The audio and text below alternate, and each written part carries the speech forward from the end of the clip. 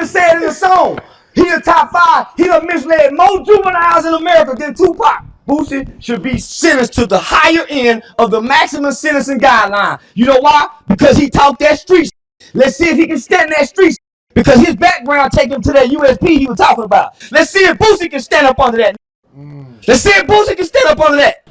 Family, welcome back. Hey y'all, make sure y'all hit that thumbs up button for sure. It helps the videos get spread and everything like that, and it motivates me not to stop doing this. Real talk, because these bills are running up, and I can't keep having faith in this page. I can't. There's nobody's thing but my own. Nobody's doing but my own. I deleted so much content, but yeah, it's different now. Anyway, hit that thumbs up button. It's very important.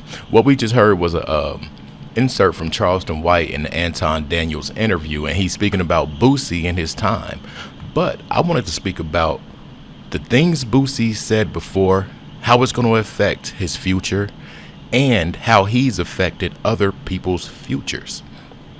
Now, Boosie has gotten on Vlad TV plenty of times and just spilled the beans about all types of things. And I'm sure he did that without anticipation of being back in the system. But now that he's back in the system and he's also exposed the system, it's gonna be bad. We had this man in there talking about, on Vlad TV, talking about all the pints of lean and how he had this, he had that, he was acting up in jail and this and that. It's gonna be different this time around. I bet anything on it, because this dude does not know how to control his mouth whatsoever. Now, we're going to take him to controlling his mouth. Why is this dude so quiet about Young Thug? Why is the industry so quiet about Young Thug?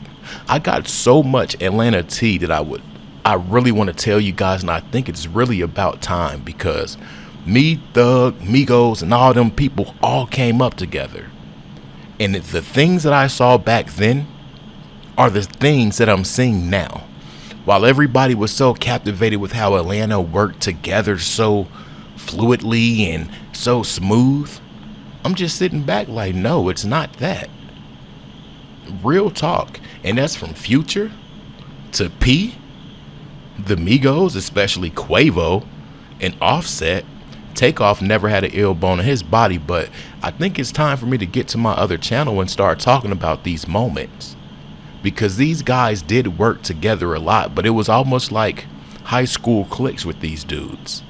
If you were with this crowd and that crowd, you couldn't be with this crowd. Oh, Lil Baby, Marlo Mike's mom, Marlo Mike is the Boosie dude, but Marlo's baby mom came out with the really telling video, and she detailed how nobody checks on Marlo's babies or anything like that. And it leads me to think about what a lot of people were saying about Baby, and that was his industry sacrifice. That was just word on the streets, and it was also word in Atlanta. But let's continue. In the black community, you got men and you got males. You got males that's adult that don't know how to be men. You got men and males. Then you got OG niggas. Then you got street niggas. Then you got juvenile delinquents. Then you got the YNs. You got square niggas. But then there's a group of niggas that I like to refer to as has-been. Michael Jordan is a has-been nigga. Tiger Woods, has-been. You know, once was great, has-been. He retired, you put his jersey up. Then you got a used to be.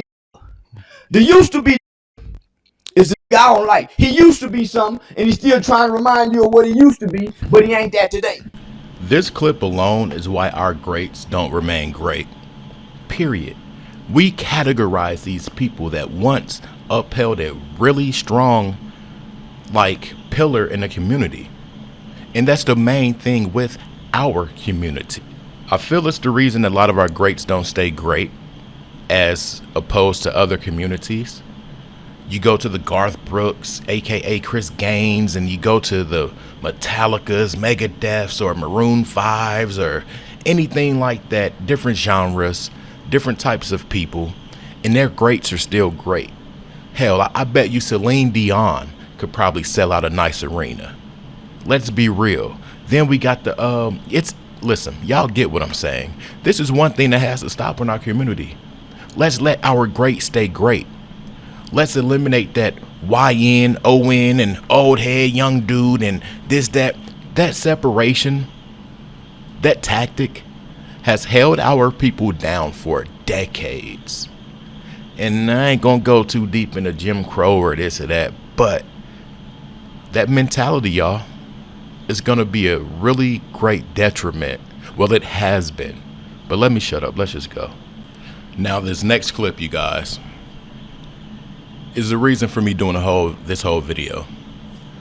Boosie ran his mouth so much about everybody that he felt spoke on certain things that they shouldn't spoke of. He ran his mouth about these people.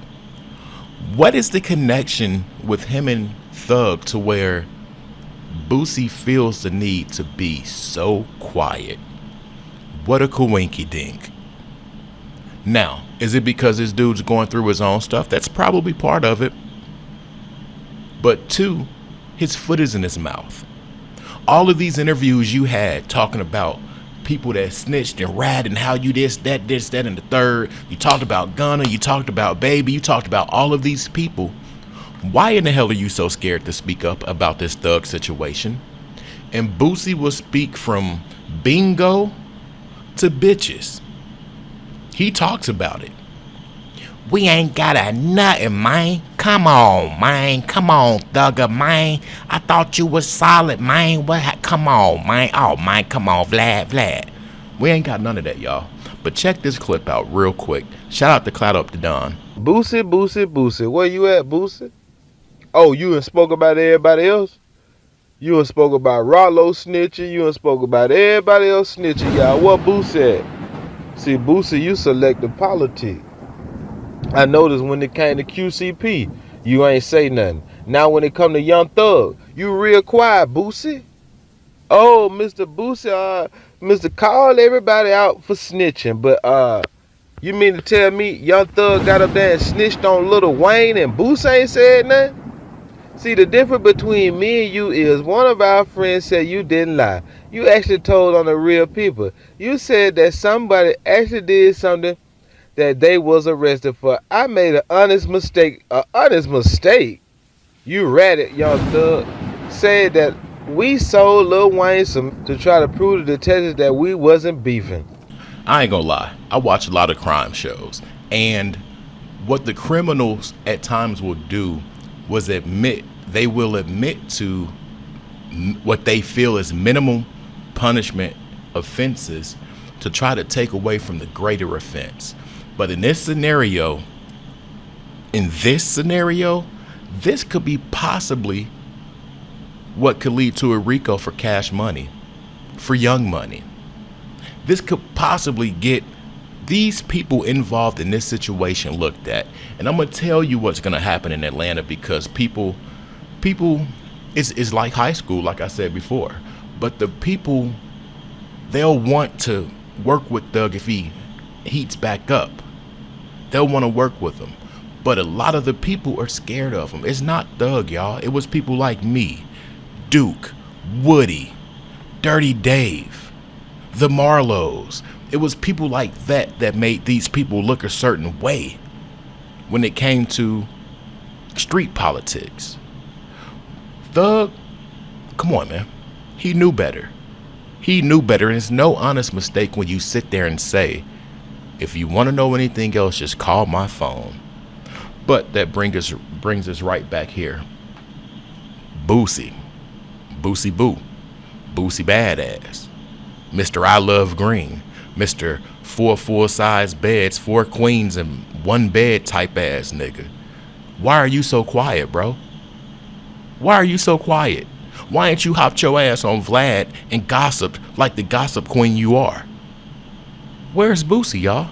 Like the video. I'm out. Peace.